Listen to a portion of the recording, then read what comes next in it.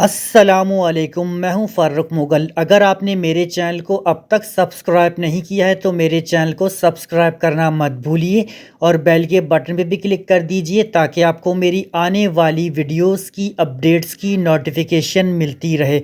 अभी की जो ये मेरी वीडियोस मैं आपको बताऊंगा, जब आप उम्रा या हज करने जा रहे हैं और आप एहराम ख़रीदेंगे तो आपको एहराम ख़रीदते हुए क्या एहतियात करनी चाहिए और एहराम बांधते टाइम आपको क्या एहतियात करनी चाहिए। अक्सर जो मैं आपको चीज़ें बताऊंगा लोग इस चीज़ों की गलतियां कर जाते हैं, जिसकी वजह से वो काफ़ी ज़्यादा परेशानियों का शिकार होते हैं और जो है इनको काफ़ी प्रॉब्लम वगैरह का सामना करना पड़ता है। वाज़ेह रहे कि एहराम बांधने का मुकम्मल प्रॉपर सही तरीका मैं आपको सिखा चुका हूं, जो कि 2 तरीक़ेकार हैं, ठीक है। और मैं आपको लिंक डिस्क्रिप्शन में दे दूँगा। आपने अगर वो मेरी वीडियो नहीं देखी है तो आप मेरी वो वीडियो देख सकेंगे, जिससे मैंने आपको एहराम बांधने का तरीका 2 तरीके बिल्कुल सही तरीके के साथ आसान लफ्ज़ों में और आसान तरीके के साथ समझाए और दिखाए और बताए हैं। अब मैं आपको बताता हूँ कि जब एहराम ख़रीदेंगे तो आप किस बात का एहतियात ज़रूर करें। वो ये कि आप अपनी हाइट देख लें, अगर आपकी हाइट वगैरह कितनी है, क्योंकि जिस भी शॉप से जहाँ से भी आप दुकान से एहराम लेंगे तो वो यही कहेगा कि सारे एक जैसे होते हैं, जबकि ऐसा नहीं होता। क्योंकि कुछ एहराम इतने ज़्यादा बड़े होते हैं कि जब आप उसको बांधते हैं तो वो बहुत ज़्यादा आपकी टांगों तक नीचे तक आ रहा होता है। अगर आप ऊपर से उसको फ़ोल्ड करते हैं, बल वगैरह देते हैं, तो आपका पेट इतना ज़्यादा मोटा हो जाता है और ऊपर से आपको बेल्ट भी बांधना होता है, तो बहुत ज़्यादा घबराहट और बेचैनी वगैरह होती है। तो पहली आपको एहतियात ये करनी है कि जब भी लें, जिस भी दुकान से लें, जहाँ से भी लें, तो फ़ौरन आप लपेट कर देख लें कि इसकी लेंथ वगैरह कितनी है, ठीक है। अगर उसकी लेंथ वगैरह बहुत ज़्यादा लंबी है तो आप फिर ऊपर से काट भी सकते हैं उसको, ठीक है। क्योंकि एहराम जो है बेसिकली कफ़न के जैसे 2 कपड़े होते हैं, इसी तरीके के साथ उसके 2 कपड़े हैं वो, ठीक है। जैसे कि उसमें सिलाई वगैरह कुछ भी नहीं होनी चाहिए, तो अगर आप काटना चाहें तो ऊपर से काट सकते हैं, छोटा कर लें उसको। लेकिन आपको अब दूसरी एहतियात ये करनी है कि आपको इतना ज़्यादा छोटा नहीं करना। बस आपको जो टखने हैं ना, आपके पाँव के टखने, वो नज़र आने चाहिए। घुटनों की बात नहीं हो रही, टखनों की बात हो रही है। टखने जो है वो नज़र आने चाहिए, उससे थोड़ा ऊपर ही होना चाहिए, ताकि आपको चलने फिरने उठने बैठने में प्रॉब्लम वगैरह ना हो। क्योंकि अक्सर लोग इतना लंबा ले लेते हैं, वो पाँव के नीचे तक आ रहा होता है और उनके पाँव में उलझ रहा होता है, खुद भी गिरते हैं और दूसरों को भी गिराते हैं। तो ये एहतियात सबसे पहले लाजिम ज़रूरी है कि आपका एहराम बहुत ज़्यादा लंबा नहीं होना चाहिए, टखनों से ऊपर होना चाहिए। अगर बहुत ज़्यादा अगर आपने लंबा ले भी लिया, अगर आप ऊपर से बल देंगे तो बहुत ज़्यादा आपका पेट मोटा हो जाएगा और आपने बेल्ट वगैरह बांधना है तो आपको खुद ही घबराहट और बेचैनी वगैरह बहुत ज़्यादा होगी। तो एहतियात पहली आपको ये करनी है कि जो है आप जो है आराम की लेंथ लंबी नहीं होनी चाहिए। और दूसरी चीज़, अगर आप काट के छोटा भी करें तो उस हिसाब से करें कि बहुत ज़्यादा छोटा ना हो। और कुछ लोग दूसरी गलतियाँ आपको बताता हूँ वो क्या करते हैं। दूसरी गलती जो लोग करते हैं वो ये करते हैं कि इतना ज़्यादा छोटा ले लेते हैं कि ये टखनों की बात नहीं, घुटनों से तक हो जाता है उनके, ठीक है।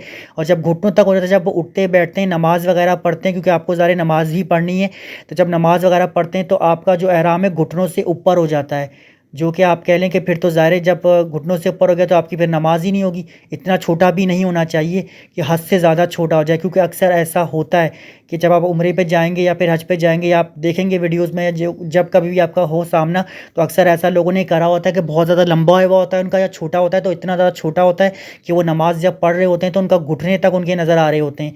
तो ऐसा नहीं होना चाहिए कि इतना ज़्यादा छोटा भी ना हो, बिल्कुल आपका बैलेंस हो कि टखनों से थोड़ा सा ऊपर हो जाए, 4-5-6 इंच हो जाए, इतना ज़्यादा ना हो। तो ये 2 मतलब मेन गलतियां हैं, ठीक है। और आप एहराम ख़रीदते हुए इस बात का भी ध्यान रखें कि जब आप जा रहे हैं तो उस टाइम मौसम वगैरह कैसे है। अगर बहुत ज़्यादा मौसम गर्म होगा, गर्मी होगी, तो अगर आप तौलिए वाला लेंगे तो यकीन करें आप पसीने में नहा जाएंगे। वहाँ हर तरफ एसी, लेकिन फिर भी पब्लिक और रश और जो मतलब आवाम है उस हिसाब से, तो आपको बहुत ज़्यादा गर्मी लगेगी और आप बहुत ज़्यादा बेचैन हो जाएंगे। तो ये बात वाज़ेह रहे कि अगर जो आप तौलिए वाला लेंगे तो वो काफ़ी ज़्यादा मोटा होता है और उससे आपको गर्मी और घबराहट वगैरह बहुत होगी। अगर आप नॉर्मल जो कॉटन वगैरह होता है वो लेंगे तो वो गर्मी वगैरह के एतबार से ठीक रहता है। लेकिन कॉटन वगैरह का जो है लोगों का मानना ये है कि अगर जैसे आप उसमें नमाज़ वगैरह पढ़ेंगे तो जो उसका आपने पल्लू की तरह डाला हुआ होता है अपने शोल्डर पर, तो वो बार बार गिरता है, टिकता नहीं है। तो जो है मैं आपको बताता चलूँ, तौलिए वाला जो है वो भी ऐसा ही है, बल्कि उसका वेट और ज़्यादा होता है, वो भी नहीं टिकता। दोनों में मतलब एक ही तकरीबन काफ़ी हद तक चीज़ सेम ही है। बस गर्मी सर्दी के एतबार से जो है ना, तौलिए वाला जो है वो बहुत ज़्यादा गर्म लगता है, जिसकी बिना पर बहुत ज़्यादा गर्मी लगे उसको पहनने के बाद और बहुत ज़्यादा घबराहट महसूस होती है। बनिस्बत जो कॉटन वाला है उसमें इतनी ज़्यादा नहीं होती। जैसे जो मैंने एहराम पहनना सिखाते हुए वीडियो जो बनाई थी उस वक्त जो मेरे पास सैंपल के तौर पे एहराम मौजूद था वो मेरी हाइट के मुताबिक बहुत ज़्यादा लंबा था, ठीक है। अभी भी जो मेरे पास है वो काफ़ी ज़्यादा लंबा है, ठीक है।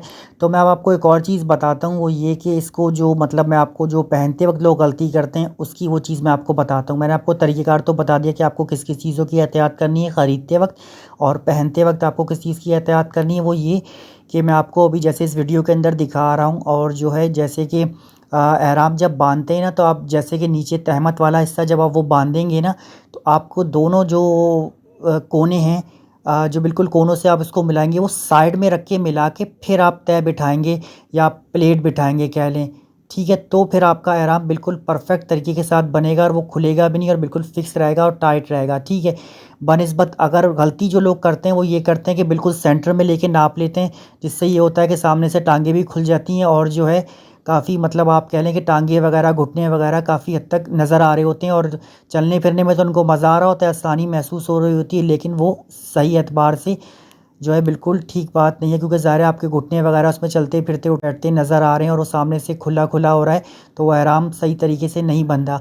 आपकी जो गलती होती है लोगों की वो यही होती है, बहुत सारे लोग करते हैं ये गलती, तो वो सेंटर से बांध लेते हैं। जैसे कि मैं आपको इस वीडियो में दिखा रहा हूँ, बता रहा हूँ कि आपको सेंटर से नहीं बांधना है। आप जब दोनों कवर जो मतलब जो कवर करेंगे ना, वो कॉर्नर से पकड़कर बिल्कुल कॉर्नर की तरफ साइड पे करके फिर प्लेट बिठाएंगे, तो आपका एहराम बिल्कुल सही तरीके के साथ फिक्स बंधेगा, जो कि आपको प्रॉब्लम वगैरह भी फिर नहीं होगी, और जो है चलने फिरने में भी, और वो खुलेगा भी नहीं और बिल्कुल सही रहेगा। फिर आप उससे बेल्ट वगैरह लगा लें और जो है फिर जो है इस तरीके से वो आपका एहराम बन जाएगा। वाज़ेह रहे कि इस वक्त जो मेरे पास एहराम मैं आपको वीडियो के अंदर दिखा रहा हूँ, या फिर मैंने जो आप कह लें कि एहराम बांधने की वीडियो में दिखाया था, तो वो बड़े साइज़ का है, ठीक है। वो आपको बताने और समझाने के लिए मैंने मतलब थोड़ा प्रैक्टिकल करके दिखाया। बाकी कि जो मैंने आपको बताया जिस हिसाब से आप अपने उस एतबार से लेंगे, जो मैंने आपको मिस्टेक्स बताई हैं वो नहीं आपको करनी, और पहनते वक्त भी जो मिस्टेक्स बताई हैं वो नहीं करनी, तो आप बिल्कुल परफेक्ट तरीके के साथ एहराम बांध सकेंगे, और आपका एहराम जो है बिल्कुल फ़र्स्ट क्लास बिल्कुल सही तरीके के साथ बंधेगा, और जो है आप बिल्कुल अच्छे तरीके के साथ उम्रा वगैरह परफॉर्म कर सकेंगे। ये जो मैंने आपको एहतियात वगैरह बताई ख़रीदते वक्त और पहनते वक्त, ये बहुत ज़रूरी है और बहुत ज़्यादा अहमियत की हामिल है।